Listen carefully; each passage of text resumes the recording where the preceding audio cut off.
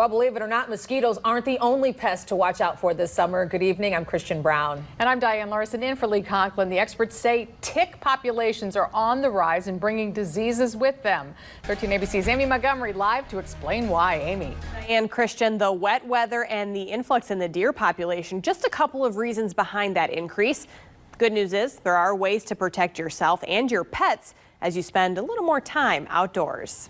We've noticed some actually come up in the backyard where I have to check him when he comes in from outside. Ticks are starting to invade the great outdoors just as the summer season gets underway. We just grab it. As long as its body is still connected to the head, you just pinch it, pull on a steady pull, and out it comes. And then you...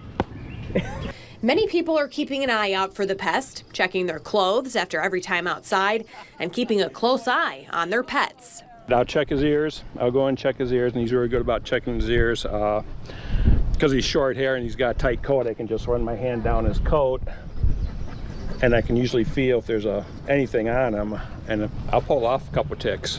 Unfortunately, experts don't expect tick relief anytime soon. I would say it's going to be a banner season for ticks. Mark Wooten is a professor of microbiology at UTMC. He says not only are there more ticks than usual, but there's also an increase in the types of ticks. The ixodes, or the deer ticks, have now moved into our area, which are probably the major disease-causing tick in the United States. So we're getting a lot of new diseases here that we haven't had in the past. Still, the most common condition is Lyme disease. It causes fever, headaches, and skin rash. And in some cases, it can have lasting effects. We're seeing a lot of cases out Oak Opening, Swanton, and places where people are coming down with it, and we expect those numbers to increase dramatically. Your best line of defense is prevention. Wear repellent with DEET. Check for ticks after every trip outside, and just be aware that they're out there. Those small steps could go a long way. I think there's ticks every year. It's just this year we're talking about it, and I think education is important. In Toledo, Amy Montgomery, 13 ABC, Action News.